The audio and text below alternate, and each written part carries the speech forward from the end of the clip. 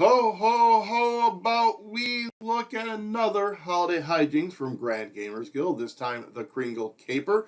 This was the first in the line. Does it still hold up after all this time and after we have seen what the others have evolved to? Stick around after the break and I will tell you that. So the Kringle Caper Holiday Hijinks. If you're not sure how these work, you're going to get a deck of 18 cards inside this little holder. You're going to open it up. You're going to take the cards out. You're going to scan this little QR code down here, which is going to bring you to a website where you choose which one you're doing. You click play. A timer is going to start, and it tells you what card to take and start with. You're going to flip over that card. It's going to give you some text, and it's going to tell you what you're needing to solve, like what words or something, like a question you need to answer. You'll enter that into that website. It'll tell you if you're right or wrong. If you're right, it'll tell you what your next step is. In addition to that, it has an information tab that has possible information you may or may not already know that may or may not be vital to determining answers inside of these 18 cards. With this being the Christmas one, what this one actually had was it had a bunch of classic Christmas carols that you may not have, so those may be used to answer these questions. Once you get all the way through the cards, you answer the final question, it'll tell you, yay, you have completed it, and then it'll give you a score and a time that it took you, and then you can sign up for emails and such. That is the basics of how to play all of the holiday hijinks. The information, of course, in that information tab does change up at times based on what it is and maybe something specific for that, but that information tab is where you go to kind of get some clues of what you might need to have to solve some of these puzzles. With all that being said, we will get into it. I will keep the beginning part of this spoiler free as much as possible. And then at some point I will slip into where we're going to be talking kind of like what I thought about the way certain puzzles worked, happened, what have you. That could be considered spoilery and that you might start looking for that while you're playing it. But I will not give you answers right out. I will have timestamps to that down below, and I will give you a warning while I discuss things. So I will say that this is our 7th that we have done. Here's a big old stack of all the other ones. So this is our 7th. This was the first one they came out with, and I am going to probably put this in my top 2. This is either 1 or 2 for me. This one is rated a difficulty 2 out of 3.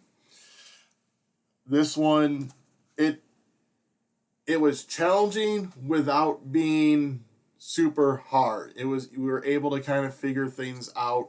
Wordings really worked well. The way that they evolved all the puzzles, especially playing the later ones first, you can kind of see where those later ones started taking their inspiration from. Like they set the bar here, and then how did they want to go off of that is what was really noticeable in this one. And I'll be very vague, but as I said, I don't want to give you any hints where you're like, oh, well, he said this needed to be used for this with that and this thing with there. So now when I'm looking at the cards, I'm going to start really focusing on that. That is not the purpose of this. This is kind of let you know, what I really thought of this one. And as I said, really enjoyed the puzzles. Really enjoyed that it felt engaging without feeling really demanding. It didn't really, make us feel dumb. It didn't make us just be staring at stuff like we have no idea what we're supposed to do. This is ridiculous. How do people come up with these answers type of things? So as I said, this is definitely top 2 for me. Now, countdown of 3, and then we will get into the kind of spoiler stuff. So 3, 2, 1, spoilery time. So what I really enjoyed about this one with some of the puzzles is there was at least one, if not more, that you had to kind of like look at it a different way or kind of think about things in a different perspective and not just straight up trying to solve a puzzle specifically with the way the card was. There are things on here that, especially if you play at any form, I'm going to start keeping an eye on that, or I'm going to put that together. There are certain things that, like, as you're going through, you're like, yep, I know what's about to come up, so I'm going to keep an eye out, and I'm going to make a little notation of this, I'm going to make a notation of that. This one did utilize numerous cards together to form something really well. Like, just being able to put them together. It wasn't necessarily the normal way you'd be putting things together, so it did kind of tweak your brain there. I will say the final puzzle of this one was one that we got the right answer by doing quite a few wrong guesses, but we eventually got to the answer. And once we got the answer, we still didn't know how that answer worked out until we really sat down, took some time, thought about it, really analyzed things. So the last puzzle, this one really did kind of tweak our brain, especially compared to everything else in this one, where it was like, yeah, all right, pretty straightforward. The ending of this one, you have to really think.